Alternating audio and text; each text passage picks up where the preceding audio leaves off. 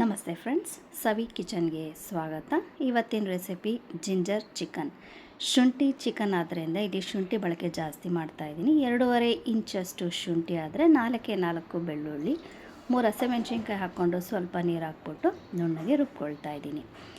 ಇವಾಗ ginger chicken ಮಾಡೋದಕ್ಕೋಸ್ಕರ 3 spoon oil ಹಾಕ್ಕೊಂಡಿದ್ದೀನಿ. ಕಾದ ನಂತರ ಚಕ್ಕೆ, ಮರಾಠಿ ಮೊಗ್ಗು, ಅನಾನಸ್ ಮೊಗ್ಗು, ಒಂದು ಪಲಾವ್ ಎಲೆ, 1/4 ಸ್ಪೂನಷ್ಟು ಜೀರಿಗೆ ಹಾಕ್ಬಿಟ್ಟು ಫ್ರೈ ಮಾಡ್ಕೊಳ್ತಿದ್ದೀನಿ. ನಂತರ ಇಲ್ಲಿ ಚಿಕನ್ನ ಸ್ವಲ್ಪ ತೊಗೊಂಡಿರೋದ್ರಿಂದ ಇಲ್ಲಿ ಅರ್ಧ ಈರುಳ್ಳಿನ ಸಣ್ಣಗೆ ಹೆಚ್ಚಿಬಿಟ್ಟು ಫ್ರೈ ಮಾಡ್ಕೊಳ್ತಾ ಇದ್ದೀನಿ. ನಾನಿಲ್ಲಿ ಸ್ವಲ್ಪ ತೊಗೊಂಡಿರೋದ್ರಿಂದ ಅರ್ಧ ತೊಗೊಂಡಿದ್ದೀನಿ. ಜಾಸ್ತಿ ಚಿಕನ್ ತೊಗೊಂಡ್ರೆ ಇನ್ನು 1ರಿಂದ 1.5 ಈರುಳ್ಳಿ ಅಷ್ಟು ಹಾಕ್ಕೊಂಡು ಫ್ರೈ ಮಾಡ್ಕೊಳ್ಳಿ.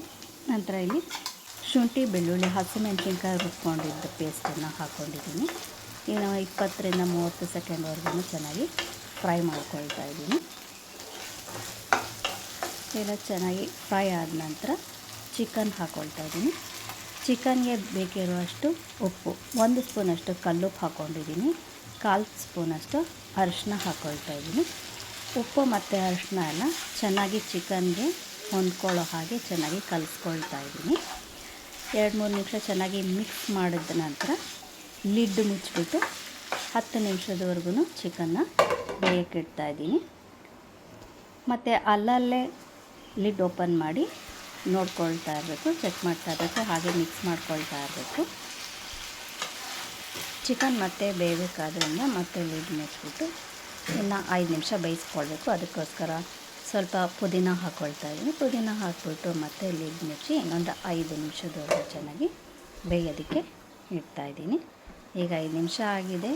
ಚಿಕನ್ ಕೂಡ ನೀರು ಬಿಟ್ಟಿದೆ, ಬೆಂದು ಹೋಗಿದೆ ಕೂಡ, ಚಿಕನ್ ಬೆಂದಿದೆ ನೋಡಿ.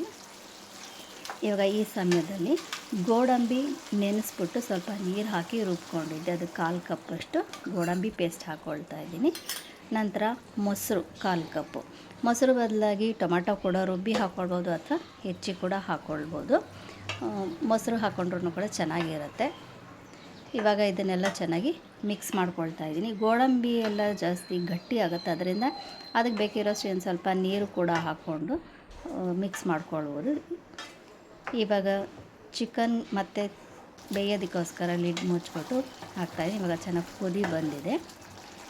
ಈ ಸಮಯದಲ್ಲಿ ಇವಾಗ ಖಾರಕ್ಕೆ ಚಿಲ್ಲಿ ಪೌಡರ್ 1 ಸ್ಪೂನ್ ಹಾಕ್ಕೊಳ್ತಾ ಇದ್ದೀನಿ. ಧನಿಯಾ ಪುಡಿ 1 ಸ್ಪೂನು, ಗರಂ ಮಸಾಲ 1 ಸ್ಪೂನ್ ಹಾಕ್ಕೊಳ್ತಾ ಇದ್ದೀನಿ. ನಂತರ ಜೀರಿಗೆ ಪುಡಿ 1 ಸ್ಪೂನು. ಇಷ್ಟು ಹಾಕಿ ಚಿಕನ್ ಖಾರ ಹಿಡಿಬೇಕಾದ್ರಿಂದ ಮಿಕ್ಸ್ ಮಾಡ್ಕೊಳ್ತಾ ಇದ್ದೀನಿ ಚೆನ್ನಾಗಿ. ಎಲ್ಲ ಚೆನ್ನಾಗಿ ಮಿಕ್ಸ್ ಆದ ನಂತರ ಮತ್ತೆ ಲಿಡ್ ಮುಚ್ಚಿ ಇನ್ನೊಂದು 2-3 ನಿಮಿಷ ಬೇಯಿಸ್ತಾ ಇದ್ದೀನಿ. ಇವಾಗೆಲ್ಲ ಚೆನ್ನಾಗಿ ಒಂದು 2-3 ನಿಮಿಷ ಆಗಿದೆ. ಇವಾಗ ಚಿಕನ್ ಈ ರೀತಿಯಾಗಿ ಚೆನ್ನಾಗಿ ಬೆಂದಿದೆ. ಈ ಸಮಯದಲ್ಲಿ ಇವಾಗ ಸೋಯಾ ಸಾಸ್ 1 ಸ್ಪೂನ್ ಹಾಕ್ಕೊಳ್ತಾ ಇದ್ದೀನಿ. ಸೋಯಾ ಸಾಸ್ ಯಾವುದೇ ಡಿಶ್ಗೆ ಹಾಕಿದ್ರೂ ಆ ಕಲರೇ ಸ್ವಲ್ಪ ಚೇಂಜ್ ಆಗಿಬಿಡುತ್ತೆ, ಆ ಡಿಶ್ ಕಲರೇ ಒಂದು ರೀತಿ ಚೆನ್ನಾಗಿ ಕಾಣಿಸುತ್ತೆ. ಇವಾಗ ಸೋಯಾ ಸಾಸ್ ಎಲ್ಲ ಚೆನ್ನಾಗಿ ಮಿಕ್ಸ್ ಆದ ನಂತರ ಈಗ ಜೇನುತುಪ್ಪ ಹಾಕ್ಕೊಳ್ತಾ ಇದ್ದೀನಿ. ಏನಪ್ಪ ಜೇನುತುಪ್ಪ ನಾನ್ ವೆಜ್ ಡಿಶ್ಗೆ ಅಂತ ಅಂತೀರಾ, ಇದು ಹಾಕ್ಕೊಂಡು ನೋಡಿ ಫ್ರೆಂಡ್ಸ್, ತುಂಬ ಚೆನ್ನಾಗಿರುತ್ತೆ. ಈ ಡಿಶ್ಶಿನ ಒಂದು ರುಚಿನೇ ಬೇರೆ ಇದೆ, ಒಂದು ಸರಿ ಟ್ರೈ ಮಾಡಿ ನೋಡಿ.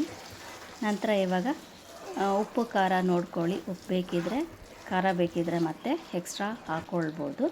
ನಾನು ಇಲ್ಲಿ ಉಪ್ಪು ಕಡಿಮೆ ಆಗಿದ್ದರಿಂದ ಎಕ್ಸ್ಟ್ರಾ ಉಪ್ಪು ಹಾಕ್ತಾಯಿದ್ದೀನಿ. ಮತ್ತು ಇವಾಗ ಬೇಕಿರೋರು, ಈಗ ಖಾರ ಜಾಸ್ತಿ ತಿನ್ನೋರಾದರೆ ಅರ್ಧ ಸ್ಪೂನಿಂದ 1 ಸ್ಪೂನ್ವರೆಗೂ ಪೆಪ್ಪರ್ ಪೌಡರ್ ಹಾಕ್ಕೊಳ್ಬೋದು. ನಾನಿಲ್ಲಿ 1/4 ಸ್ಪೂನಷ್ಟು ಪೆಪ್ಪರ್ ಪೌಡರ್ ಹಾಕ್ಕೊಂಡಿದ್ದೀನಿ. ಮತ್ತು ಫ್ರೆಂಡ್ಸ್, ಯಾರೆಲ್ಲ ಈಗ ನನ್ನ ಡಿಶ್ ನೋಡ್ತಾ ಇದ್ದೀರಾ, ನನ್ನ ರೆಸಿಪಿ ನೋಡ್ತಾ ಇದ್ದೀರಾ, ಪ್ಲೀಸ್ ಸಬ್ಸ್ಕ್ರೈಬ್ ಮಾಡಿ, ಸಪೋರ್ಟ್ ಮಾಡಿ ಫ್ರೆಂಡ್ಸ್. ಈ ಡಿಶ್ ತುಂಬ ಚೆನ್ನಾಗಿರುತ್ತೆ, ಒಂದು ಸರಿ ಟ್ರೈ ಮಾಡಿ. Thanks for watching friends.